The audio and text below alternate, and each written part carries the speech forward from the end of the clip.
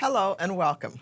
I am Dr. Deborah Turner, President of the League of Women Voters of the United States, elected by the membership and working with you and for you every day.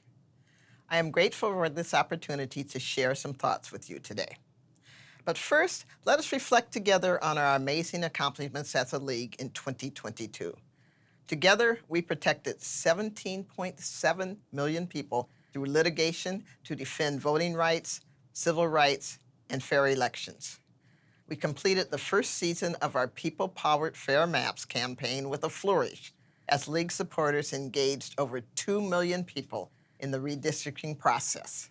We hosted over 900 registration events at high schools and community colleges across the nation and registered over 140,000 new voters. We collectively sent tens of thousands of letters to Congress to advocate for equal rights, election protection, and voting rights. We shared nonpartisan voting resources with over 23 million people through community events, social media, friend banks, postcards, and of course, vote411.org. I continue to be inspired by the innovative and dedicated work your leagues do to empower voters in your communities. What may seem like small acts to us, setting up a registration booth, sharing a Vote 411 resource, encouraging someone to write to their local elected official, can be life-changing for the people we encounter. Many people go through life believing, based on experience, that our democracy does not include them and that their voices will never be heard. At its core, the League is here to show them that their voices are the power behind our democracy and to fight to make sure they are heard. We, as League members, have never taken democracy lightly, and we never will. Long before the midterm elections of 2022, the democratic values we hold dear were under threat.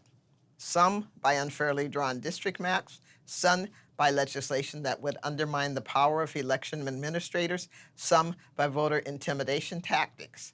But voters in November responded and took a stand against suppression, mis and disinformation, and threats of violence to defend the very concept of democracy.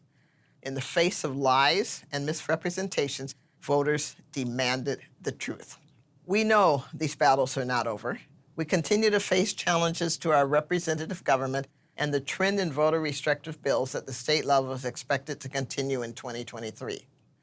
As League members, we must remain ready to mobilize against any legislation from our state governments that would place more barriers between voters and the ballot box.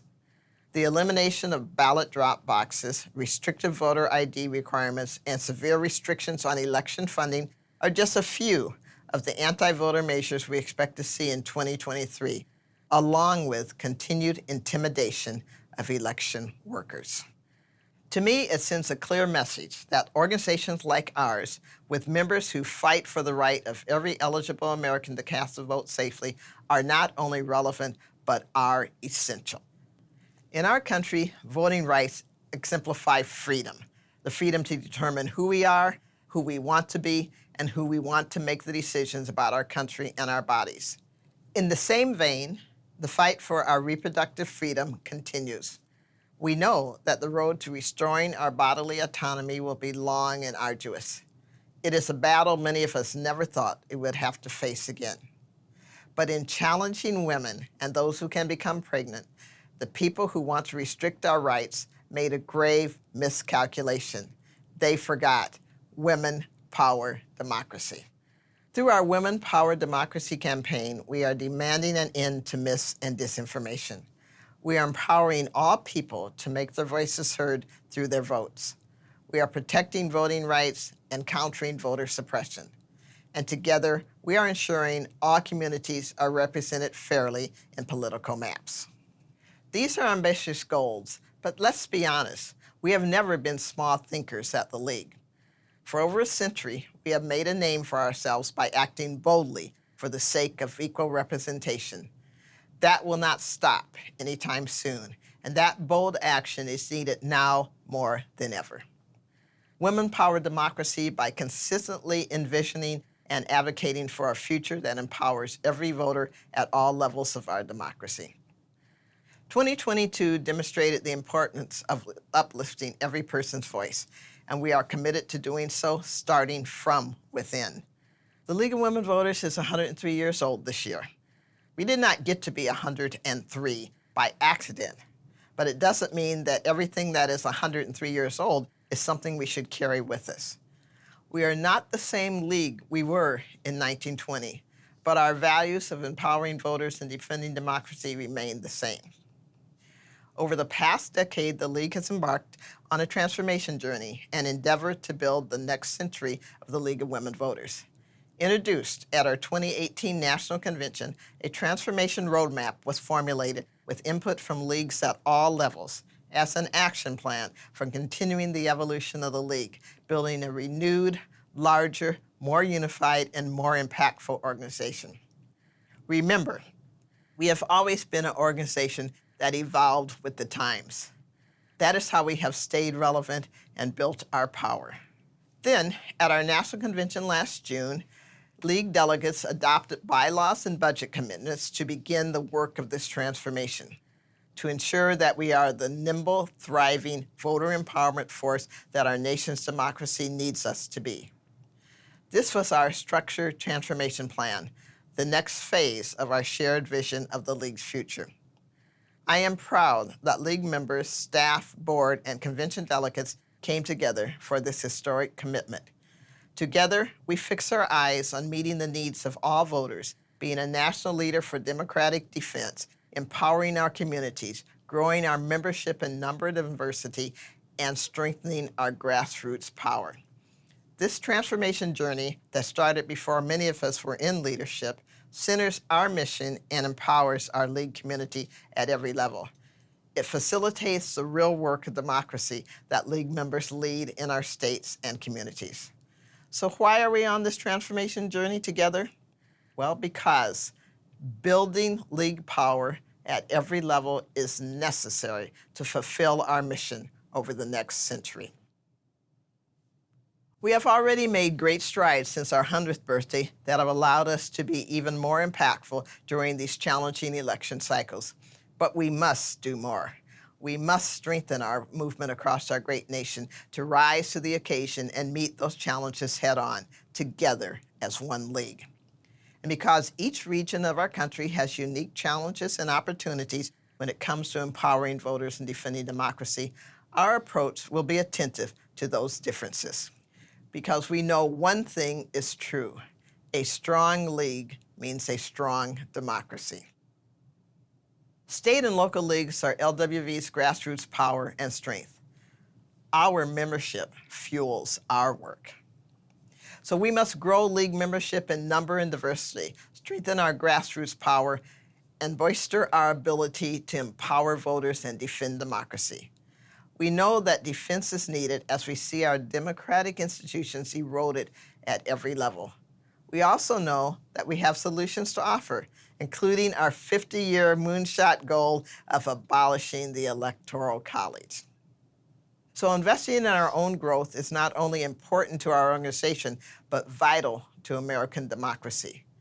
We take on the fight to defend our democracy so that all voices can be heard.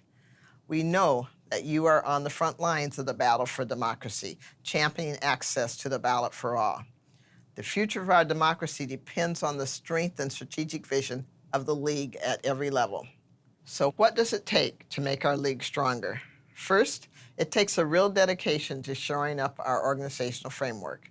For too long, our local and state leagues have had to forge their own administrative systems without adequate support. I am continually in awe of what our local and state leagues have accomplished as they navigate seemingly endless but critical administrative responsibilities. And what we hear from state and local league leaders is that these administrative responsibilities are a barrier to putting more people and resources behind pursuing our mission in their communities. So when I hear that League members are being held back from the mission, I pay attention. Every single one of us joined the League to make democracy work. Your personal time and talent should not be exhausted on tasks like legal compliance and administrative burdens, but rather be directed toward empowering voters. No organization survives without a well-oiled administrative structure. Therefore, our transformation plan also focuses on building that administrative capacity at a state level. This will allow our state leagues to focus on fostering local league activism and enhance advocacy at state legislatures across the country. A strong league is unified across all levels and all members. That's why we are committing to formally defining our internal relationships accepted by the membership with standardized policies that clearly outline what it means to be a league and what it means to be a league member. This unified understanding is critical to the league's success as an integrated national organization. Together, we have built out a vital foundation for our network of leagues and members. Much like our democracy, the league needs all of us to make it stronger. I thank the many league members who contributed their thoughts to our proposed policies last year, shared feedback leading up to convention, and of course, provided their input throughout our transformation journey going way back to 2016. League member enhancement in this process will continue this spring and beyond. So what else must we do to strengthen our league in the 21st century? You've heard me talk about it often. We must build people power. This means growing our membership not only in number but in diversity, specifically age, race, and ethnic diversity. Strengthening the league and building leaders of the future requires an unwavering commitment to diversity, equity, and inclusion, because these are the tenets of a healthy and whole democracy. To become the league of the future, we must live and breathe diversity, equity, and inclusion every single day. At the league, we protect the vote for everyone, and we want the league to look like the voters we serve. We want more voices at the table, especially those who have been targeted by anti-voter laws or other forms of oppression.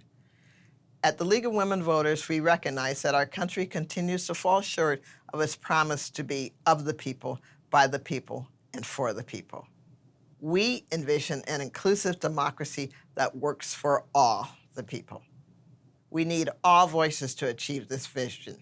One of the most exciting enhancements that convention delegates adopted last year was a commitment to simplifying and aligning the way new members can join the league. This significant improvement lays the groundwork for the kind of membership growth and grassroots activism our predecessors only dreamed of. It allows us to harness technology to reach more prospective members and grow our base of change makers. It frees local leagues to focus on voters and their communities, to focus on member experience and mission, not administrative membership management. It strengthens membership recruitment and relationship building at the local level. This new alignment is how we will build our people power to strengthen our democracy. The past 10 years of research and planning resulted in the transformation roadmap, the blueprint of our work. Together, we made a real commitment with our structured transformation plan. Now, we enter the next phase of our transformation journey, building out the framework of our future. I am excited to build it together with all of you. I am proud to lead an organization fueled by the grassroots, and I am proud to be your president during this time of great progressive change in our history. Together, we will build the League of the Future to empower voters and defend democracy for the next 100 years. And by the way, when I say we, I mean all of us, because I am one of you. Thank you.